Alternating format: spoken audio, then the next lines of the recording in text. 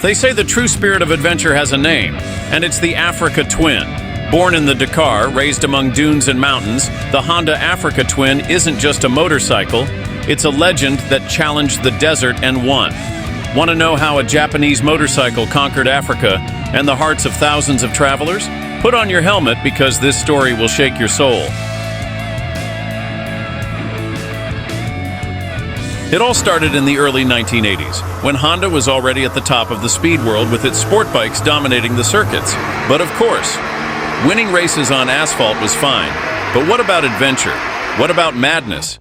Honda wanted something wilder, more challenging, and that's where the Paris-Dakar Rally comes in, that race that doesn't forgive mistakes and turns bikes and riders into legends or scrap metal in the middle of the desert. In 1981, Honda launched into the mud, sand, and mechanical hell with the XR500, a lightweight single-cylinder that, even if it didn't win, served as a school of thought. They didn't just want to participate, they wanted to reign.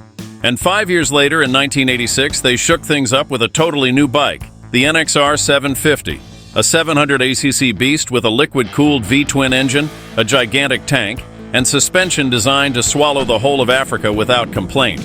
The bike was so robust, so fast, and so efficient that they won the Dakar in 1986, 1987, 1988, and 1989. 4 victories in a row. 4. It was as if Honda had said, "Wanted to know who rules the desert? Well, here you go." That bike didn't just bring them glory, it put the concept of adventure on the map for millions of motorcyclists. There, in those years, not only was a bike born, a philosophy was born. And so the Africa Twin legend began.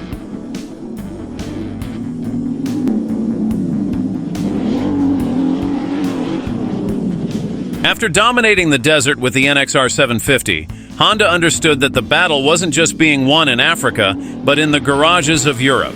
Thus was born the XRV650 Africa Twin RD03, a bike that didn't just want to look like the Dakar champion, it wanted to be one, but without having to mortgage your house or cross half the Sahara to enjoy it. This bike wasn't just any trail bike, it was a kind of mechanical unicorn, comfortable, durable, with racing DNA, and ready for adventure. A 647cc, 52-degree, liquid-cooled V-twin engine with 57 horsepower. But beware, these weren't wild horses that are difficult to tame. They were the kind of horses that can take you around the world without complaint.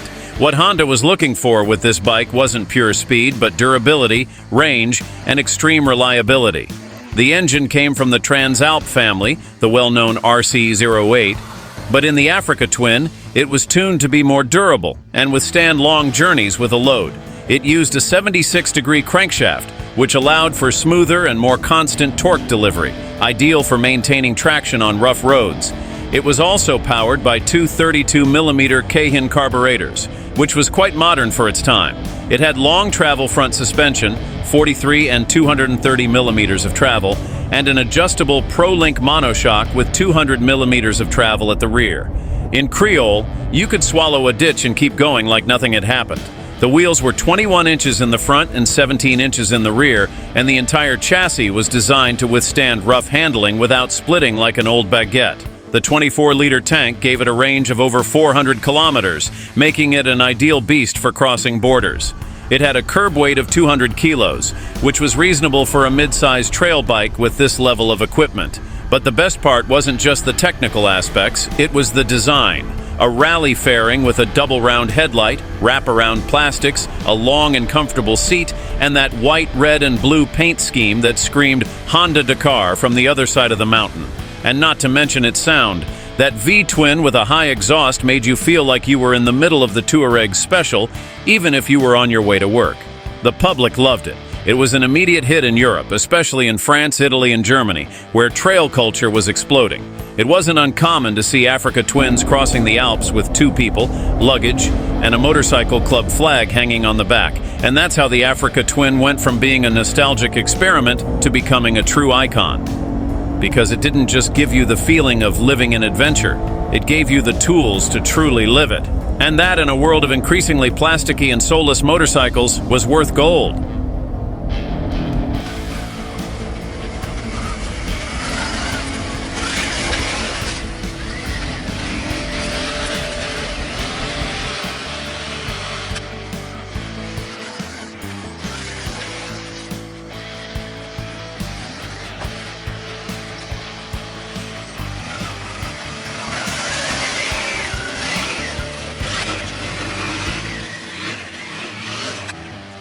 After the success of the XRV650, Honda knew it couldn't rest easy. It had struck a special chord with motorcycle adventurers, but the bike still wasn't perfect. So in 1990, instead of settling for a copy-paste, they went for a complete overhaul. And what did they do? The RD04, the XRV750 Africa Twin, was born, and with it the legend truly began to take shape. This new version wasn't just a 650 on steroids. No, sir. It was a bike redesigned from the ground up, designed to traverse Africa from end to end without flinching. And the best part, it didn't just look like a tank, it performed like one. Under the seat was a 742cc, liquid-cooled 52-degree V-twin with SOHC and two 36mm Keihin carburetors. Power? 60 horsepower, but that wasn't the point, because the power delivery was linear, predictable, and reliable as an old dog. It had generous torque that got it out of any tight spot, from mud to mountains without needing to punish the engine. It was a bike that said, "Want to cross Mongolia? Let's go. Lost in Morocco? No problem." And most importantly, it was indestructible. You could put 100,000 kilometers on it without opening the engine.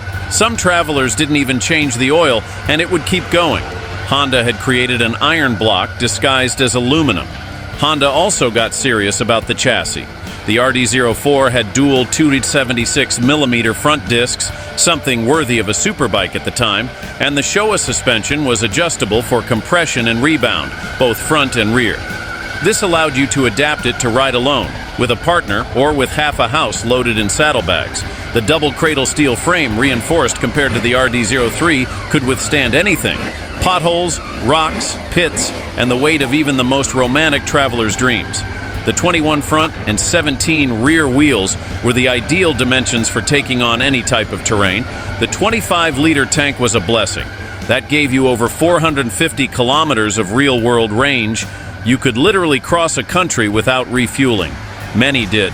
There are stories of people who crossed the Sahara and ended up pushing other motorcycles, but the Africa Twin didn't even flinch. Honda understood that those who bought this bike didn't want to commute from the bar to work. They wanted to cross continents, travel from Ushuaia to Alaska or Lisbon to Tokyo, so they designed an ideal riding position: a wide, long, comfortable seat with good height for panoramic views and foot pegs located just where they needed to be. The bike allowed you to ride seated like you were on the couch at home, or standing on rough roads without feeling the lumbago. The aerodynamic protection was vastly improved, with a more enveloping fairing that protected your chest, legs, and even your soul. The dual headlights with round optics gave it that serious bike look, while simultaneously lighting up as if you had two truck headlights in front of you.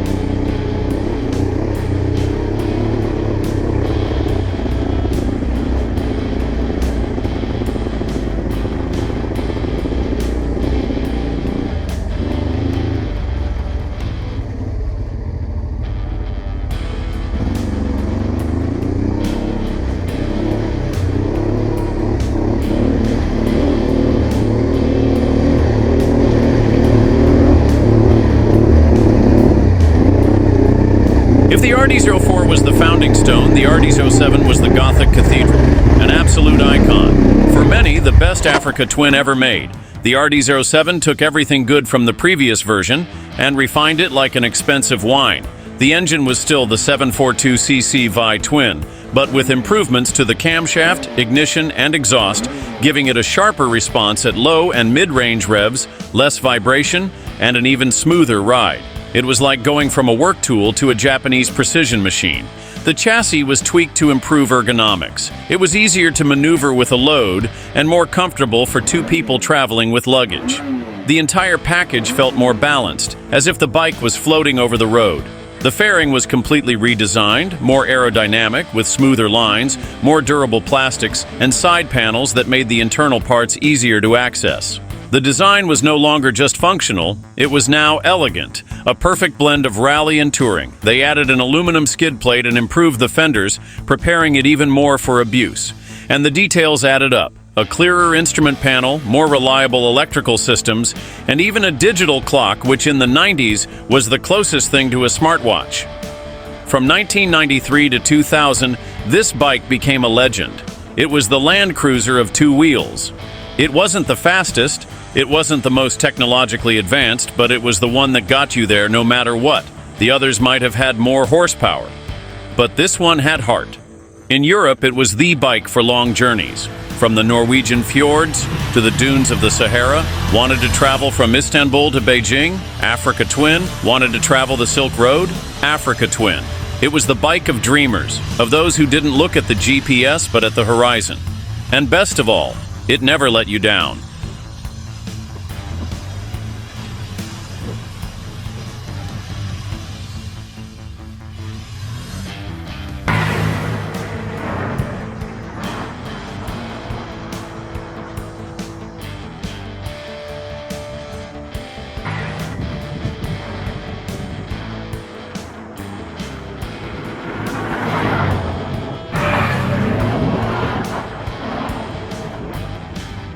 By 2000, the Africa Twin RD07A was already a well-established motorcycle.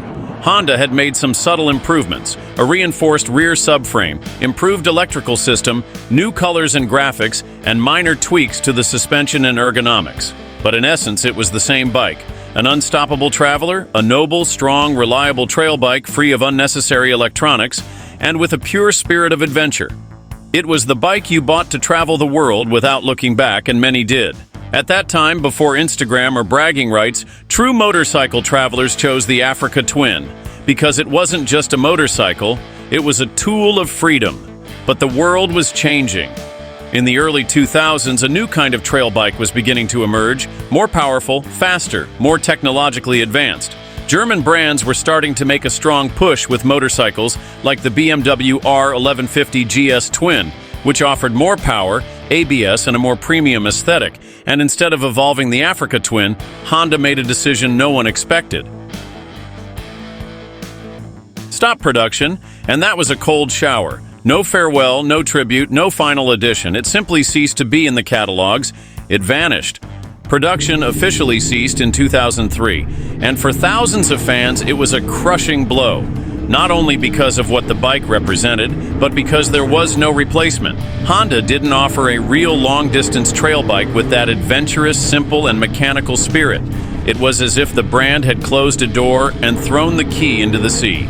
The forums were filled with complaints. Motorcyclists couldn't believe it. How could a bike that had earned its place through mileage, reliability, and epic feats disappear? Many thought it would return, that it would be a temporary hiatus. But the years passed, and nothing, not a reissue, not a direct air, not even a concept, to get their hopes up.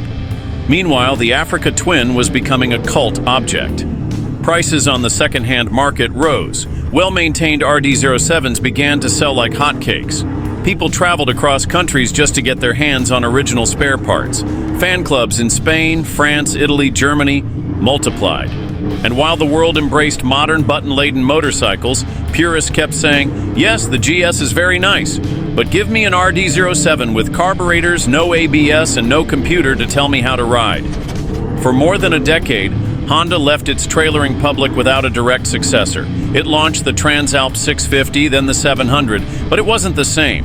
More asphalt-based, less robust, more civilized. The Varadero 1000 was big, comfortable, powerful, but too heavy, more touring than trail. Nothing had the soul of the Africa Twin, and that was the most painful part. It wasn't just a motorcycle that went away.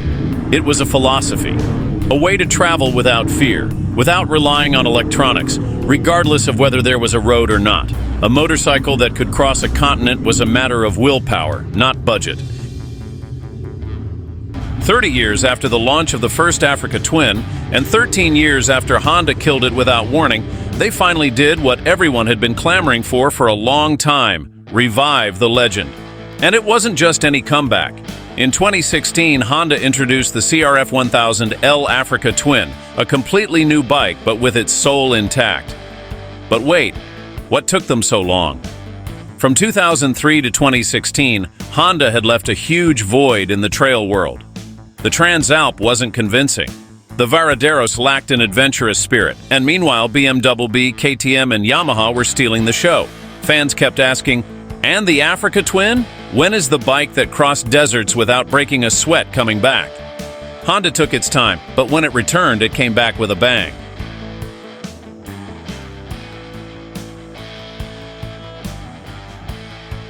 The new Africa Twin arrived with a full name, CRF 1000L, and that said a lot. The CRF came from Honda's most brutal enduro bikes. This wasn't a bike for showing off at the cafe, it was an exploration tool. Its engine was a 9998cc parallel twin, liquid-cooled, with unicam cylinder heads and dual overhead camshafts. 95 horsepower, but it wasn't a matter of numbers. The power delivery was smooth, progressive, with plenty of torque from the bottom. A bike that was easy to ride in the city, comfortable on the highway, and reliable on the most remote mountain. The chassis was top-notch. Long travel adjustable Showa suspension, 230 millimeters in front and 220 millimeters in rear. Semi-double cradle-type steel frame, designed to absorb bumps without losing firmness in corners. Dual 310 millimeter front discs with 4-piston Nissan calipers. Disengageable ABS, because this bike wasn't just for asphalt. And for those who want to go far, a 18.8-liter tank, which in real-world consumption gave you over 350 kilometers of range without having to wait for a gas station in the middle of nowhere. The most striking feature was the addition of the DCT, dual-clutch transmission. An automatic dual-clutch transmission that could be used in manual, normal automatic, or sport automatic modes. In the city, it was a delight. On the road, a comfort. And off-road, a surprise. No clutch to press, no stalling, no drama. At first, it generated doubts, then addiction. It also included 3-level HSTC traction control selectable driving modes, full digital instrument panel with indicators for gear, fuel consumption, temperature, and more.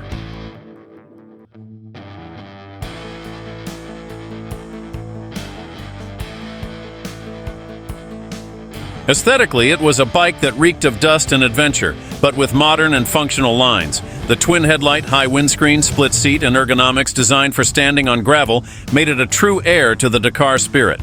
It wasn't a nod to the past. It was a logical continuation of the lineage. The CRF 1000L wasn't just a bike, it was a statement. Honda said, "Yes, we were late, but we're back with a vengeance." And the community understood.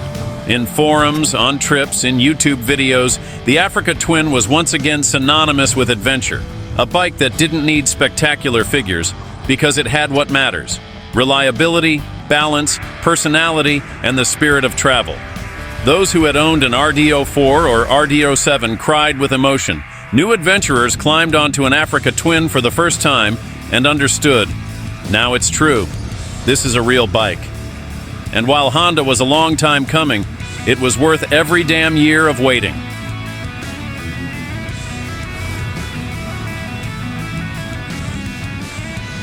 Honda wasn't satisfied with the triumphant return of 2016. They knew they could go further, and in 2020 they did. The Africa Twin took a massive leap forward in quality. The engine grew to 1084 cubic centimeters, gaining more torque and smoothness without losing its legendary reliability. It now delivered 100 horsepower, with improved mapping for off-roading and long cruising. But it wasn't just more muscle. It was more brains. It fully entered the 21st century with high-level technology, 6.5-inch TFT touchscreen compatible with Apple CarPlay and Android Auto. Configurable driving modes: Tour, Urban, Gravel, Off-Road, and 2 custom modes. A 6-axis IMU that managed traction, cornering ABS, anti-wheelie control, and even braking. In the Adventure Sports version, it added Showa-era electronic suspension, which adjusted in real time to the terrain, an adjustable windshield, heated grips, and a 24.8-liter fuel tank that gave a range of nearly 500 kilometers. Crazy!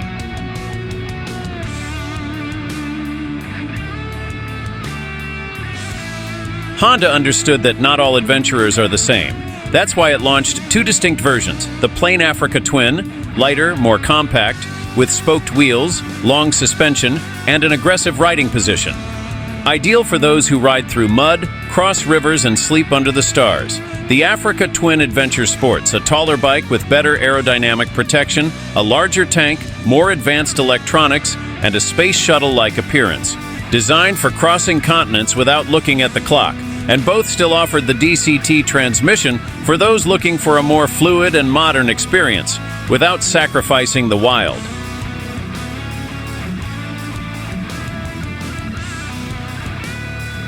Because it's not just a motorcycle, it's a symbol, a companion, a dream on wheels. The Africa Twin doesn't seek to be the fastest, the loudest, or the most expensive in the dealership. It seeks to be the one that accompanies you when things get tough. The one that doesn't abandon you in a storm, or in the desert, or when you're alone in the middle of nowhere. Because it was born in the Dakar, raised on the toughest roads on the planet, and respected by those who understand that an adventure bike isn't measured by numbers, but by lived stories. Every scratch, every dent, every kilometer counts for something. And that's why the Africa Twin isn't just a motorcycle you own. It's a motorcycle that owns you, that chooses you when you want more than a spec sheet, when you want freedom. There are many motorcycles for going fast, but only one to go where no one else can. And that's the Honda Africa Twin.